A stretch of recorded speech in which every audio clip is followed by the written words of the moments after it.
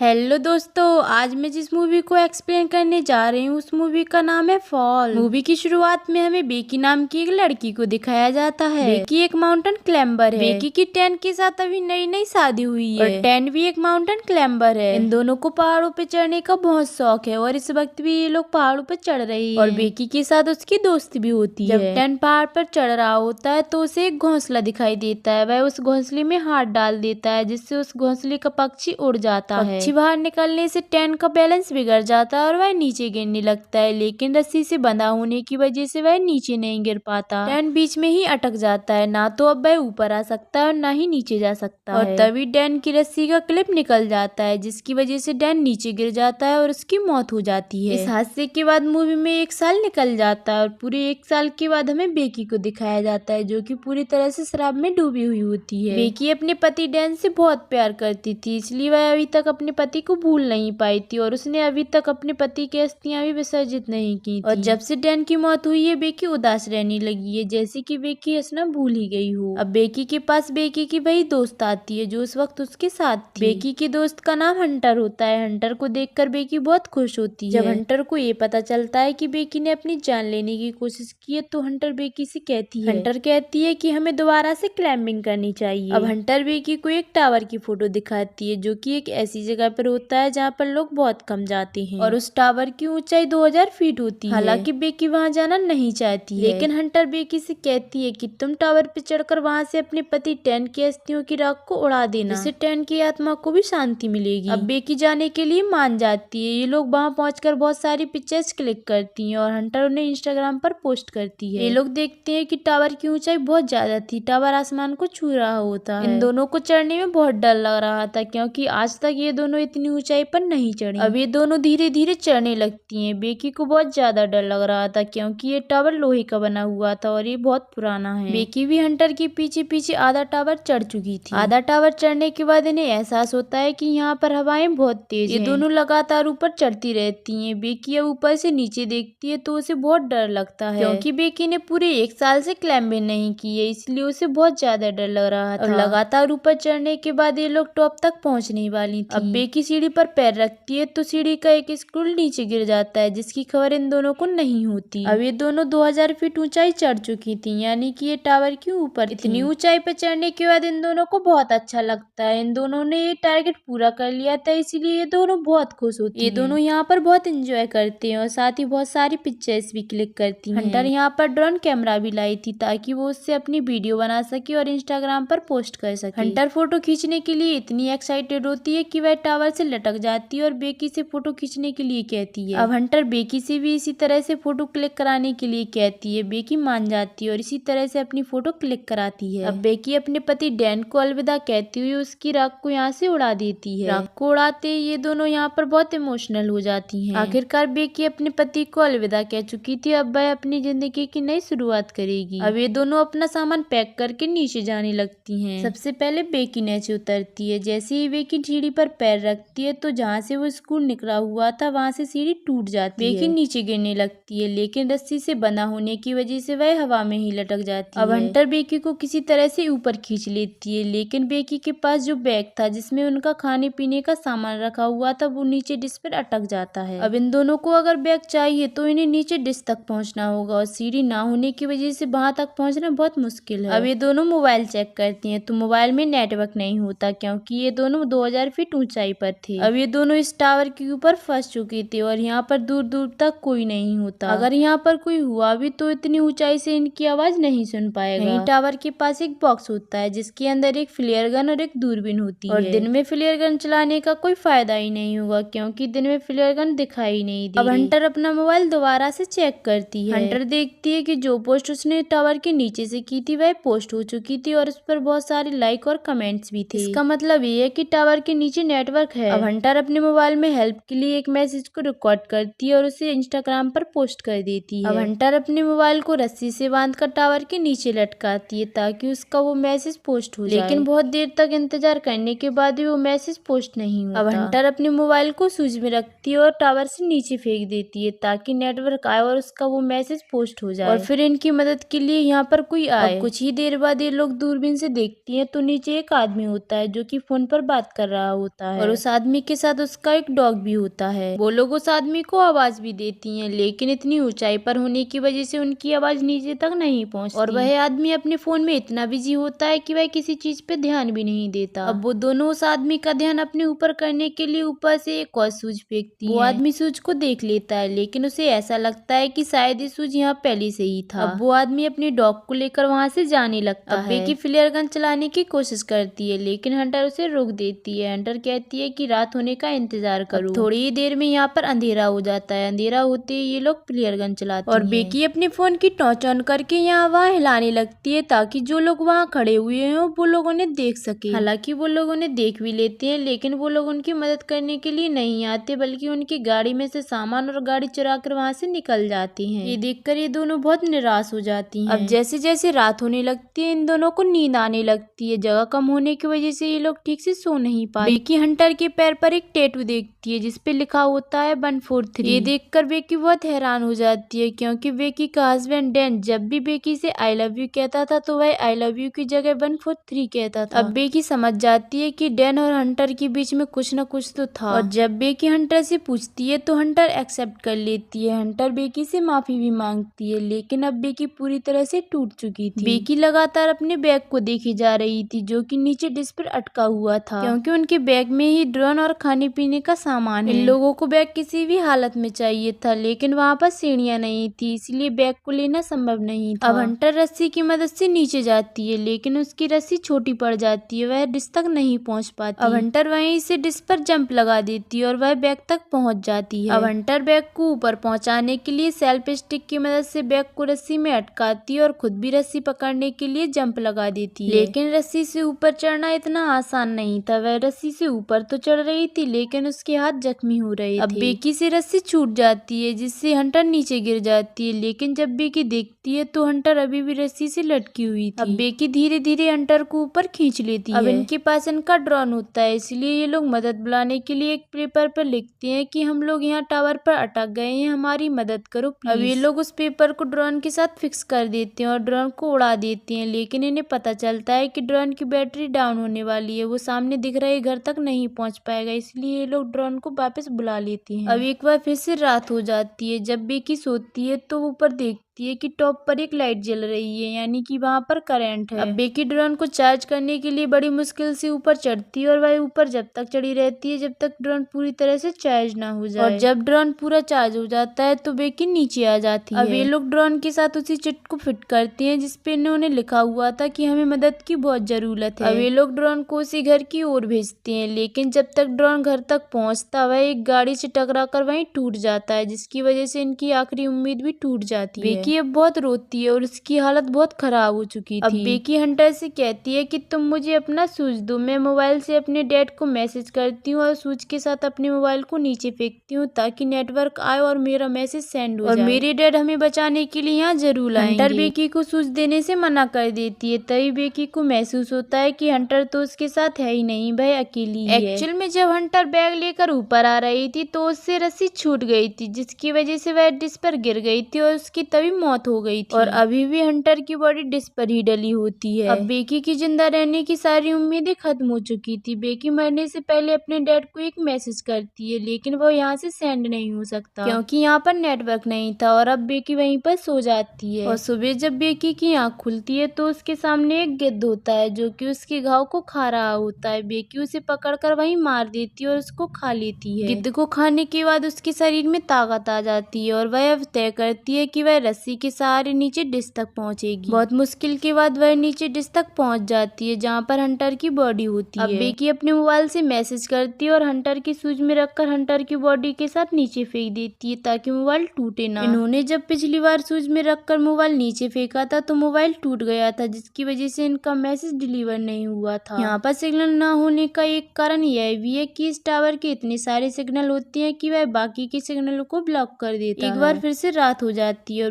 बेकी के फादर यहाँ पर आ जाते हैं। बेकी के फादर देखते हैं कि टावर के पास बहुत भीड़ लगी हुई थी। बेकी के डैड देखते हैं कि टावर के पास एक बॉडी है। बॉडी को देखकर बेकी के डैड पूरी तरह से टूट जाते हैं। बेकी के डैड अपनी बेटी से बहुत प्यार करते हैं और जब वह पीछे मुड़कर देखते हैं तो पीछे बेकी खड़ी हुई होती है और बेकी के साथ डॉक्टर्स भी होते हैं। बेकी के डैड बेकी को गले लगा लेते हैं और इस तरह से बेकी की जान बच जाती है। इसी के साथ ये एक्सप्लेनेशन समाप्त होती है। दोस्तों, अगर वीडियो अच्छी लगी हो तो वीडियो को लाइक करें, कमेंट करें और सब्सक्राइब करना मत भूलिए।